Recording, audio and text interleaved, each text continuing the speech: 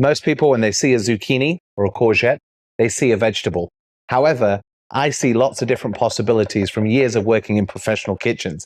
This isn't just something that you can roast, which is equally delicious, slice up, or put into a base of a stew.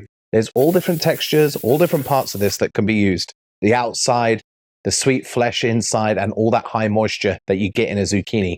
Tons of different ways to unlock all the flavor. So today, I am going to show you what a chef sees when they look at a zucchini. Now, most people are going to throw out the tops of the zucchini, so we're just going to cut them off with a little bit of the flesh, just like this. I'm going to cut through about 10 or 11 of them.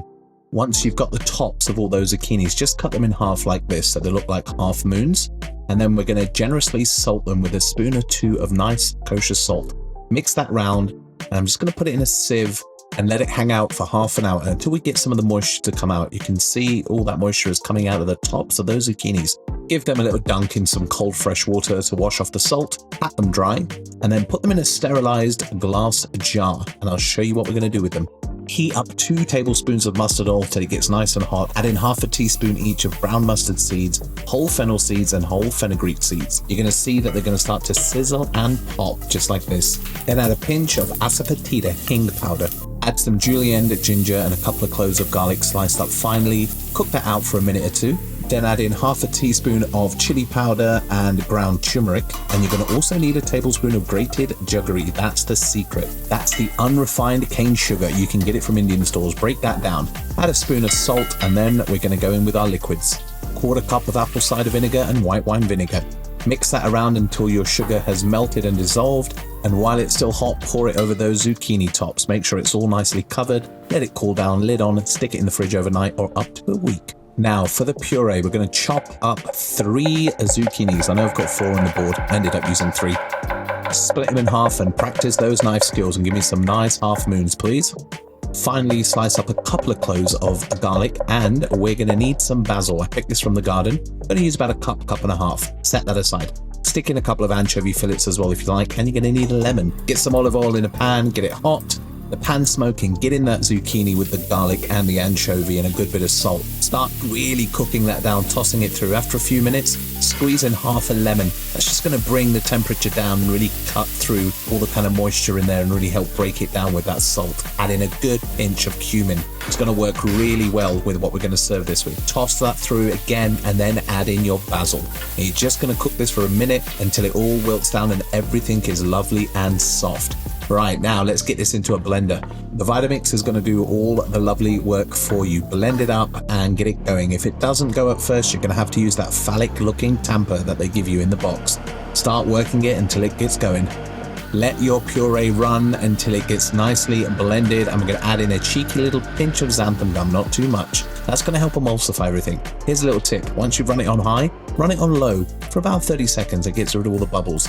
Pass it through a nice fine chinois in a bowl, set over some ice cubes, and as it cools down, you can see the beautiful color of this gorgeous, luxurious, smooth puree. We can see how vibrant the color is of that beautiful puree.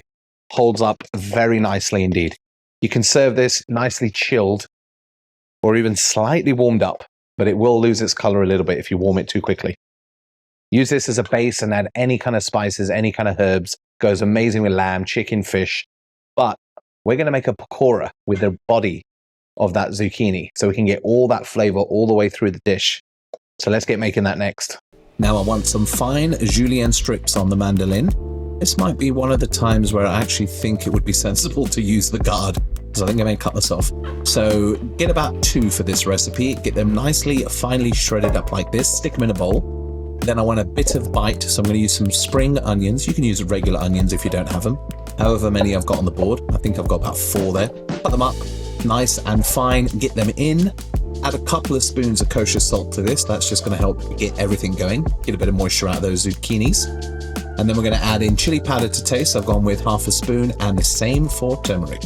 Half a teaspoon each of ground cumin and a little bit more of ground coriander. That's just going to open everything up. Add a spoon of these karam seeds, which is the ajwan seed. Very nice indeed. And then about a teaspoon of baking powder, maybe a little bit less.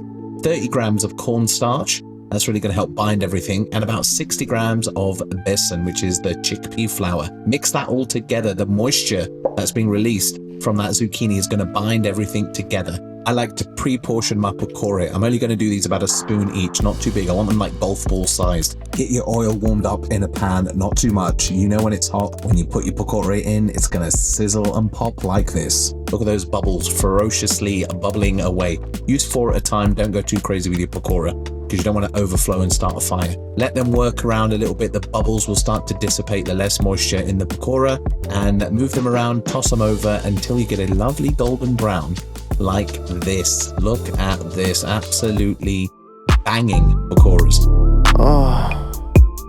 Set them aside on a wire rack, and when they're hot, you want to hit them up with a nice bit of kosher salt. That'll go in quite nicely all over them. Take a look at these. These have come out incredible. Like a pakora bhaji hybrid when you shave it that thin. Look at this, all these crispy, gnarly edges, light, fluffy. Have a cheeky little taste.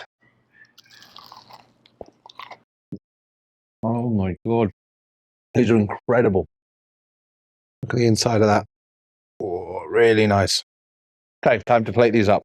Let's check on our achar. It's looking pretty good. Slice up a few pieces and cut a few into half moons like this. That's going to be a beautiful garnish. Okay, we're going to get our lovely puree on the plate. Let's be a bit chefy and give it a nice little swoosh. Always a pleasure to do in any plating scenario. And then we're going to add on, I think, 3 of these luscious pakora. They look fantastic. They look absolutely top drawer. So striking against that white plate. Then we're going to add on our achar pickle. You can use tweezers, you don't have to, just being a bit chefy. Just get them on there nicely arranged, and a bit of garnish. I've got some nice bit of micro crest here. Put that on and you have a beautiful starter. Absolutely banging. So there we have 1 zucchini and 3 different experiences, from that silky smooth puree, crispy, fluffy pakora, and the zucchini top pickle, the achar.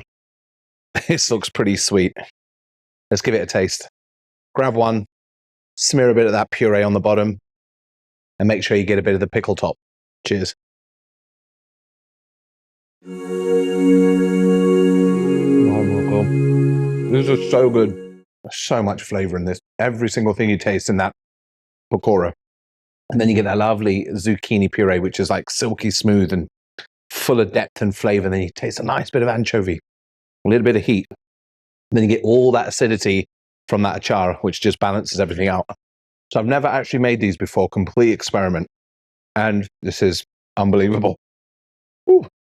Although I have seen my mum make pakora over the years, so maybe I had a bit of an inside track on how to get them nice and crispy. So this is what a chef sees. Next time you pick up any ingredient, don't ask yourself, what can I cook with it? Ask yourself, what have I not seen yet? I'm going to enjoy these. I'll see you on the next one. Cheers. Sensational. Okay, good.